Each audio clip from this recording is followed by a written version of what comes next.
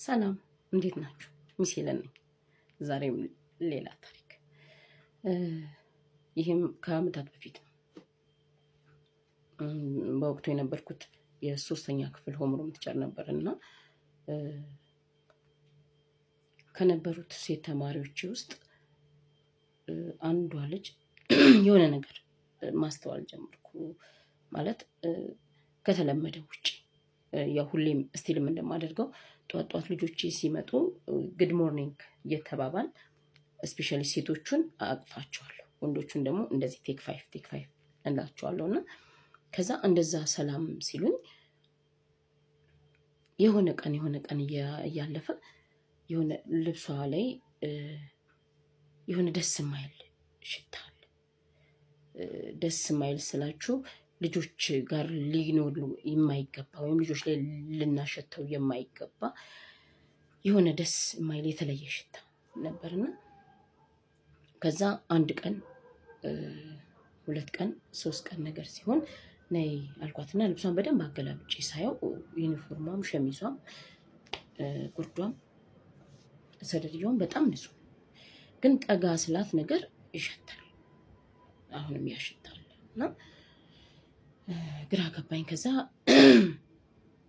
ጠየኳት፣ ልብስሽን ማን ነው የሚያጥበው ስላት አጋዣቸው ማሚስ አለች፣ ዳዲ የለም እንደዚህ ብላ ነገረችኝ። ነገር ማለት እናቷና አባቷ የሕክምና ባለሙያዎች ናቸው ሁለቱም። በዛን አመት አጋጣሚ አባቷ በሰዓቱ የክልል ከተማዎች ይባል ስለነበር አንድ ትልቅ የክልል ከተማ ላይ በስራ እድገት ትልቅ ሆስፒታል ላይ ተቀይሮ ሄዷል። እናቷም በአቅራቢያቸው ባለ አንድ የግል የሕክምና ቦታ ላይ ትሰራለች። ነገር ይሄንን ነገረች እና እሺ ብዬ ኮሚኒኬሽን ላይ ጻፍኩኝ። የማማ ልብስ ሲታጠብ በድጋሚ ቼክ አድርጉት የመሰለኝ ምንድነው፣ አንዳንዴ በፈሳሽ ሳሙና ስናጥብ ወዲያው ዘፍዝፈን ወይም ወዲያው አጥበን ካላወጣን ነው ተዘፍዝፎ ልብስ ሲቆይ የሆነ ደስ ማይል ሽታ ያመጣልና እናቶች ይሄን ነገር ኖቲስ ታደርጉታላችሁና እንደዛ ነበር የመሰለኝ። ይሄንንም ጻፍኩኝ። ኦኬ እሺ አውል ቼክ ኢት አለች እናቷ። ዘን አሁንም የሆነ ሰዓት እየቆየ ይሄ ነገር ይመለሳል፣ የሆነ ሰዓት እየቆየ ይሄ ነገር ይመለሳልና በቃ ዲስኮምፈርትድ ሆንኩኝ። ምክንያቱም በቃ አሁን የሆነ ነገር እንዳለ ገባኝ። ያኔም እንዳልኳችሁ የልብስ የቆሻሻ የንጽህና ጉድለት ብቻ አይደለም፣ በቃ ግራ ገብቶኝ ነው። ምክንያቱም የግሬድ 3 ተማሪና ማክሲመም 9 ዓመቷ ነው የሚሆነው። በቃ ግራ ገባኝና ከዛ ድጋሚ አናገርኳትና እንዴት ነው የምተኙ ከማን ጋር ነው የምተኙ ምናምን ብዬ ጠየኳት። በቃ ይሄ ፕራይቬት ፓርቷን ምናምን ያው እኔ ነክቼ ማየት ወይ ምናምን ነገር አልችልም፣ ግን የመጣ የነበረው ሽታ ትልልቆች ከግንኙነት በኋላ የወንድ ሲነካ ልብስ ላይ እና ሲቆይ የሚመጣ አይነት ጠረን። ቃሉን ያልተጠቀምኩት ህፃናት ሊያዩት ስለሚችሉ ብዬ ነው ይሄንን ቪዲዮ። እና ከዛ ከማን ጋር ነው የምተኙ ስላት ብቻዬን ነው። ማን አለ ቤት? እኔና አጋዣችን እናቴ እና ሰንበዲ አለች። አንድ ወንድ ቤተሰባቸው ቤት ውስጥ አብሯቸው ይኖራል። ከዛ እሺ ማሚስ አንቺ ከማሚ ጋር ነው የምተኘው? አይ የራሴ ክፍል ነው የምተኘው። ማሚ መኝታ ቤቷ ናት። ስራስ ምናምን እንደዚህ በቃ ዝም ብዬ ተደጋጋሚ ስጠይቃት ምን አለችኝ፣ በሳምንት 2 ቀን ወይ 3 ቀን በሕክምና ሙያ ላይ ያላችሁ ሰዎች ይሄን ታውቃላችሁ፣ ዲዩቲ የሚባል አዳር ትሰራለች። ስለዚህ አሁን ትንሽ የሆነ ፍንጭ ነገር ያገኘው አይነት ስለመሰለኝ ከእናቷ ጋር ማውራት ፈለኩ።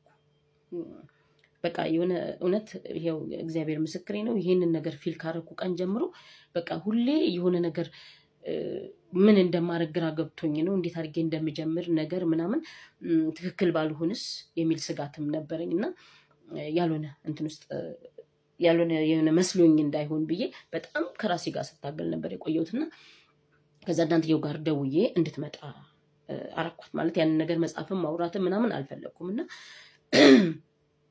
ስለሆነው ነገር የሕክምና ባለሙያም ስለሆነች የተሰማኝን ነው። ያው ቅድመ ጥንቃቄ ነው። እኔ ይሄንን ነገር ካልሆነም እንዳትቀየምኝ፣ ከሆነም ደግሞ ማድረግ ያለብሽን በጥንቃቄ እንድታረጊ ነው የምፈልገው ነገር አልኳትና በሰዓቱ ነርቨስ ሆነች፣ በጣም ደንግጣለች። ማለት ግራ ገብቷታል ነገርና ልክ ናት እንደ እናት ግን በቃ እንኳን ለሷ ለኔም ከብዶኝ ነበር ይብን ከቃሌ ካፌ እስከሚወጣና እሺ አለችኝ። የሚዴት እንደ ትምህርት ቤት ሰዓቱ ሳያልቅ እንኳን በቃ ልጄን ይዣት ልሂድ ነገር አለችኝና ቢሮ አስፈቅደን መውጫ እንትን ብለን ሰጠዋት ሄደችና ኢሚዲየት ያው የሕክምና ባለሙያ ስለነበረች የልጇን መነካት አለመነካት ነው ፕራይቬት ፓርት ቼክ አደረገች። እግዚአብሔር ይመስገን አልተነካችም። ግን ምን ነበር የሆነ የነበረው ያ ቤታቸው ይኖር የነበረ የቅርብ የስጋ ዘመዳቸው እናትየው ዲዩቲ በምታድር ቀን በቃ ለረጅም ጊዜ ልጅቷን አብሯት እየተኛ ይሄ እየተሻሻት በቃ እየነካት ምናምን እንድትለምደው ያንን እንትን እንድትለምደው አድርጓታልና ከዛ ምን ብላ ነው የምታምነው ልጅቷ በዛ ሰዓት እሱ ያንን ከሷ ጋር እንደዛ የሚያደርገው ምንም ሳይነካት ግን ከላይ የሆነ ነገር አድርጎ የራሱን እንትን የሚጨርሰው ምናምን ስለምወድሽ ነው ብሎ አሳምኗታል። ግን ይህን ነገር ለሌላ ሰው ከነገርሽ እነሱ እንደወድሽ ስለማይፈልጉ ይከለክሉናል፣ መጥፎ ነው፣ ስለዚህ ለማንም አትንገሪ ብሎ አሳምኗታል። አምናለች ልጅ። እስከዛ ድረስ የተሰማት ህመም የለም ምናምን። ስለዚህ በዛ አይነት ሁኔታ ለካ በጣም ለረጅም ጊዜ ቆይተዋል። እናትም አታውቅም፣ አጋዥም አታውቅም። የልጅቷና የእሱ ሚስጥር ነው። ያው ህፃናት ሚስጥር ነው ካልናቸው የምርም የሚጎዱበት ወይ የሚጠቅማቸው ነገር መስሎ ከተሰማቸው ሚስጥር ይጠብቃሉ። እና ይሄ ነው የሆነው። እናትየው በጣም ረዥም ለፍታበት ታግላ እንዳልተነካች እንዳልተደፈረች ካወቀች በኋላ ግን ከምን የተነሳ ይሄ ነገር ሊሆን ቻለ የሚለውን ከአንዳንድ እሱ ሊሆን እንደሚችል እርግጠኛ ስለነበረች ልጇን በምትችለው አቅም ሁሉ ተጠቅማ አሳመነቻት እና ልጇ ነገረቻት። ከነገርንሽ አንቺም ዳዲም ወይም ሌላም ሰው እሱን እንዲወደኝ ስለማትፈልጉ አብረን እንድንተኛ ስለማትፈቅዱልን ተደብቆ ማታ ነው ክፍል ይመጣና ይተኛል። አብረን ነው የምናድረውና እኔም እንደሱ አብሮኝ ሲተኛ ደስ ይለኛል አይነት ነገር። ሺዝ ኪድ ምንም ሳይድ ኢፌክቱን ከጎኑ ሊመጣ የሚችለውን በኋላ ምንም የምታውቀው ነገር የለም። እሱ ግን አድብቶ አንድ ቀን ህይወቷን ለማበላሸት እየጠበቀ ነበር። የልጅነት አምላኳ ቤተሰቦቿ አምነው ቤታቸው ያኑሩት የነሱ የዋህነት በቃ እግዚአብሔር አምላክ ጠብቋት ነው እንጂ አንድ ቀን ያ ነገር ሀፕን ሊያደርግ እንደሚችል በቃ እሱ በቃ ወስኖ እርግጠኛ ነበር። ግን እግዚአብሔር አምላክ መቼስ እሱ አያልቅበትም እና ያ ነገር እኔ አስተውዬ ግራ ገብቶኝ ስለነበር በዛ መንገድ ሊፈታ ችሏል። ወላጆችን እዚህ ላይ ምላችሁ ሁላችሁም የሴት እናቶች፣ ሴት ልጅ ያላችሁ፣ ሴት ልጅ ያለው ዘመድ ያላችሁ፣ በዙሪያችሁ ሴት ህፃናት ያላችሁ ሰዎች በሙሉ እንድትይዙልኝ ወይም ለልጆቹ እንድታሳውቁልኝ የምፈልገው ነገር ምንድነው? ምንም አይነት ነገር ማንም ሰው መጥቶ በህይወታቸው ይሄ የኔና ያንቺ ሚስጥር ነው ለማንም እንዳትናገሪ የሚላቸውን ነገር ተስማምተው እንዳይደብቁ። ሚስጥር የሚባል ነገር የለም። ሚስጥር ሊኖር የሚችለው ከእናት ከአባት ጋር ብቻ። ሚስጥር እንደብቅ የሚባል ነገር በሙሉ እነሱን ህፃናቶቹን ሊጎዳ እንደሚችል መናገር ወይም ማሳመን። ሁለተኛ ነገር ደግሞ እንድታውቁልኝ የምፈልገው ሴት ህፃናት የምታሳድጉ ወላጆች፣ አሳዳጊ፣ ጎረቤት፣ ዘመድ አዝማድ በሙሉ